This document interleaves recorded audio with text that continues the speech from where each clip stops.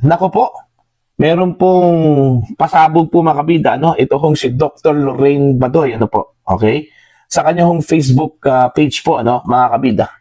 Mantakin nyo, ipapaaresto daw ni Pangulong Marcos, ito hong si retired Major General Romeo Pocis po, ano, mga kabida, okay? Bukas, araw po ng Lunes, ano? Yun yung post po mga kabida, no, ni Dr. Lorraine Badoy sa kanyang Facebook page, ano po, no? Ang kanyang Facebook page is Lorraine Badi, ano, mga kabida, ano po. Posted 9 hours ago, ang sabi po niya dito, Bongbong Marcos is having General Pocis arrested on Monday. Okay? Hindi ka lang magnanakaw tulad ng tatay mo, pasista ka pa, adik. Okay? Yun yung exact wordings po, ano, sa post po mga kabida ni Dr. Lorraine Badoy. Alam naman po natin, ito kung si Dr. Lorraine Badoy, very critical po ito, mga kabida, no? Sa Marcos administration. At kilalang kilala po, ano, na taga-suporta po ni dating Pangulong Rodrigo Roa Duterte, ano po, mga kabida. Okay? Now, ang tanong, anong ground, on what ground po, kung bakit ipapaaresto po ito kung si General Romeo Pocis, ano, mga kabida. Okay? Ang pagkakaalam ko lang po, ito kung si General Pocis, critical din ito, ano, sa Marcos administration, ano, at perceived Duterte supporter din, ano, mga kabida.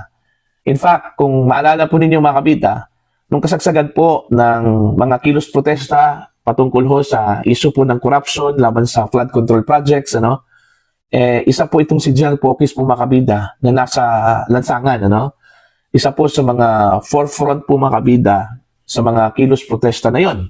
Alright? At kasama po ang ilang pong mga dating mga sundalo, mga retired officers po mga kabida ng Armed Forces of the Philippines. In fact, sila yung nag-rally ho mga kabida sa harap mismo ng Camp Aguinaldo, ano, kung saan po ay inakusahan po sila na nag-udyok daw mga kabida sa Armed Forces of the Philippines na alisin na po yung suporta po nila kay Pangulong Ferdinand Bongbong Marcos. Okay? Kaya nga, nagtataka din ako dito ho sa post po ni Dr. Lorraine Badoy kung totoo man po ito, on what ground po. Okay? Kung bakit po ipapaaresto po ito kung si General Pocis, ano, mga kabida. Okay? Pwede ka lang mag-aresto po ng tao, unang-una, kung meron kang arrest warrant, ano, mga kabida. Pangalawa, kung caught on the act na nakita po ng mga sundalo o ng mga pulis na gumawa po ng krimen ang isang tao, ano? So, pwede mo siyang arestuhin kahit na wala kong warrant of arrest, ano? Pero kung ito po ay nakatakda na ipapaaresto on Monday, bukas, meaning meron pong kaso. Okay?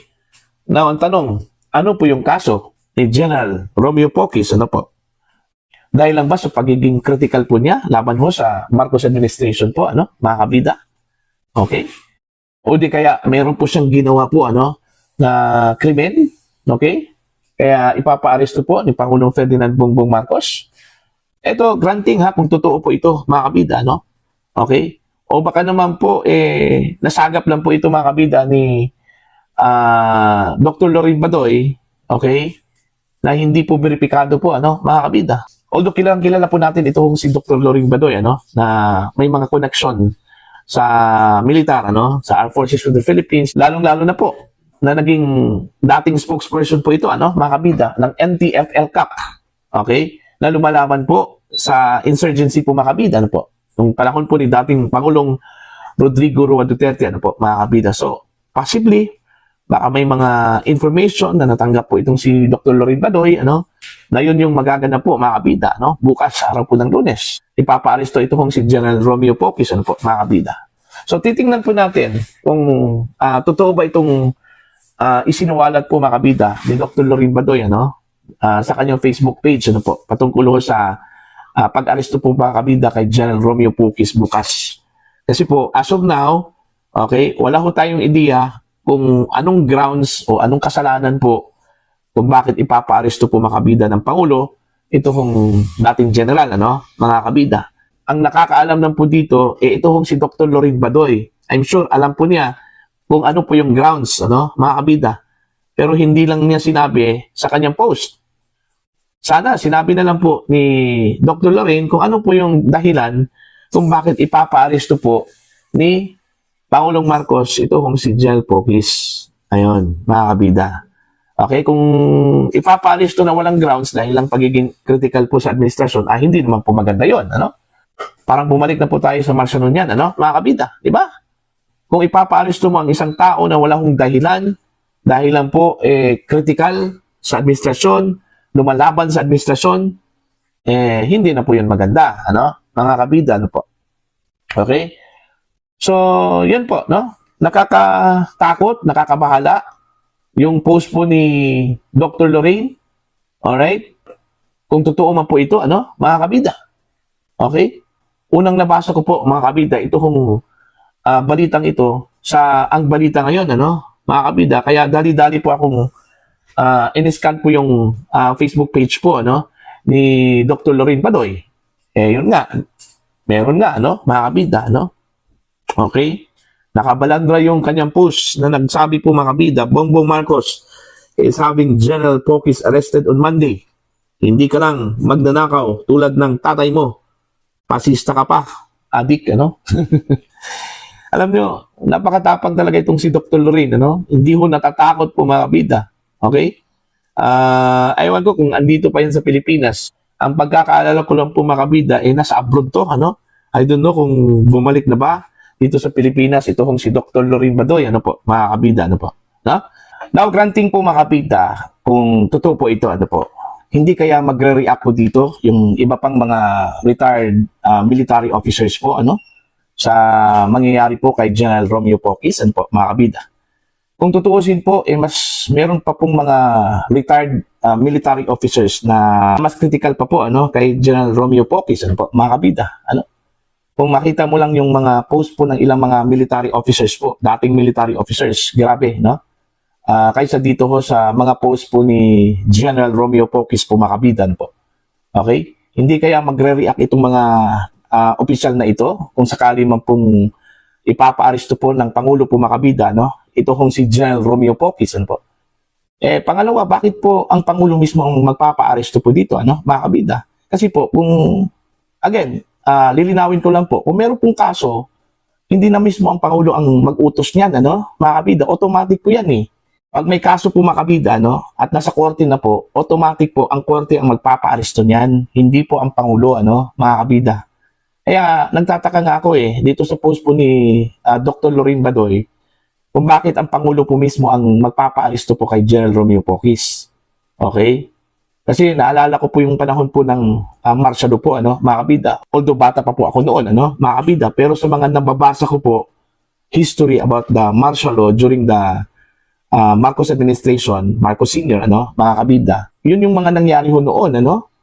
Ipinapa-aresto po ang mga tao o ang mga personalidad na critical po sa administrasyon, mga kabida, ano po, no. Kaya nga, nung nabasa ko po ito kung post po ni Dr. Lorraine Badoy, nanumbalik sa akin yung nangyari ho sa martial law according to what I've read, ano, mga kabida, batay sa mga nabasa ko po, ano, na grabe po noon, ano, na kahit na walang kasalanan ng tao, kahit na inakusahan lang po, may nag-intriga po mga kabida, inaaresto na po, ano, ng mga sundalo po noon, ano, ng mga pulis po noon, ano po, mga kabida. Kaya, nagtatanong lang din ako ngayon, ano, kay Dr. Lorraine Badoy, on what ground? Kung alam po niya, yung ground po, dapat ipinost din niya mga kabida. Kung ano po yung ground. Okay? Kung bakit ipapa-aresto po siya ni Pangulong Ferdinand Bongbong Marcos. Okay? Para malaman po natin kung valid ba yung ground. Kung may kaso, walang problema kasi may kaso yun eh. Korte na po yung nag-utos ano, mga kabida, na ipa-aresto po. Sa visa po ng warrant of arrest, ano po, mga kabida. Pero kung ang Pangulo mismo ang nag-utos na ipapa-aresto yun, nagtataka lang din tayo. Ano pang otoridad po ng Pangulo na ipapa-aresto po niya, ano? Ito kung si General Pokis, ano po, mga kabida. Walang kapangyarihan po ang Pangulo na ipapa-aresto po ang isang tao na walang kaso. Malinaw po yan sa ating batas po, ano, mga kabida. Okay? Ang meron lang pong authority para ipapa-aresto po ang isang tao po makabida ay korte lang po. Okay? Sa pamamagitan po ng paglabas ng arrest warrant, mga kabida. Ano? Dahil sinabi ko po kanina, unless siguro kung caught on the act po ng Pangulo, ito kung si General Pocis na gumawa po ng krimen, okay, o pwede yun. Pwede niya ipaparesto yun, ano? Sa bisa po ng warrantless arrest po, ano, mga kabida. Diba? Pero since nakatakda po ito, may nabanggit po na araw, bukas daw, Monday, so meaning, scheduled ito mga kabida na aarestuhin po si General Romeo Pocis. Alright? Kung scheduled po ito, so meaning mayroon pong arrest warrant, ano? Mga kabida, yun yung tanong on what ground? Okay? Na ipapaaresto ito. May kaso ba? Ano yung kaso? Laban mo kay General Pocis. Okay? Sedition ba yung kaso po niya, no? Mga kabida? Yun lang kasi yung pinakamalapit po na dahilan ano? Kung bakit ipapaaresto po ito kung si General Romeo Pocis, ano? Mga kabida. Hindi ko po alam kung may kasong sedition ba ito. Okay? Ito kung si General Pocis. Baka naman po, yun yung dahilan po kung bakit ipapaaresto po itong si General Pocis, ano? Mga kabida. Okay? So, again, abangan po natin to bukas kung magkakatotoo ba, mga kabida. Ito kung sinabi po ni Dr. Lorin Badoy, ano? Na ipapaaresto daw ni Pangulong Ferdinand Bongbong Marcos ito kung si General Romeo Pocis, mga kabida. Para po